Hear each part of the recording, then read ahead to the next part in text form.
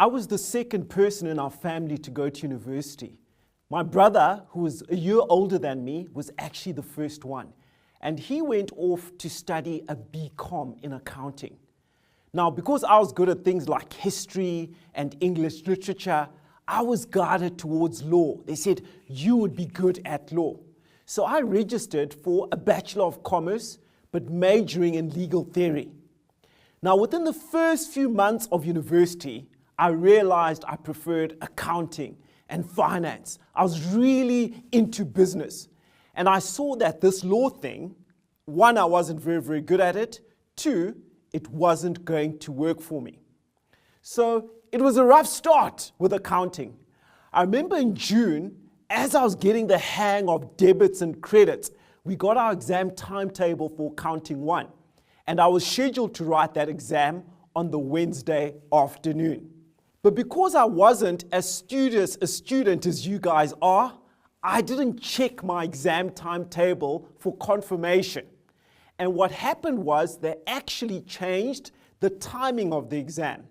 So on the day of the exam, I went to breakfast. I was with a few friends and colleagues, thinking that the exam was in the afternoon. And I went back after breakfast to do my final revision.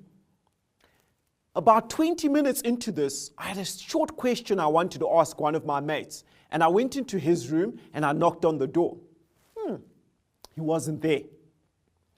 I went back, tried the question myself, and I figured it out. An hour later, something else came up. So I went to a different friend's room, knocked on his door. He wasn't there. Knocked on a third person's door, and I realized, hold on, something was wrong here. I ran onto main campus, checked the new timetable again, and I realized that they've moved the exam from the afternoon to the morning. Panic attack. Got all my stationery, ran to the exam hall. It was a 3-hour paper. I'd missed 2 hours of it. And when the results came out, I got 28%. So back in university at the time, if you didn't get 40%, you lost your DP. You weren't allowed to carry on. So I had to be a bit entrepreneurial about this. I wrote a letter to the head of the faculty. His name was Professor Surtees. And I said to him, effectively, I missed the exam because I misread the timetable. And that's my fault. I take full responsibility. But I would like to have my DP back because I'm enjoying the subject and I think I'm actually going to pass at the end of the year. I dropped off the letter with his PA and I asked the PA, when can I have an appointment with Professor Surtees? She thought I was a bit uppity, but she said, Thursday at 10 o'clock. On the Thursday at 10 o'clock, I walked into the prof's office. He was sitting there with my exam paper, looking at me very curiously. I explained what happened again. He pulled out my exam paper and he said, you did only 2 out of the 5 questions. I've checked your test results. You weren't doing well, but your marks are improving. How about this deal? If you pass your next test, I will give you your DP back and you can continue.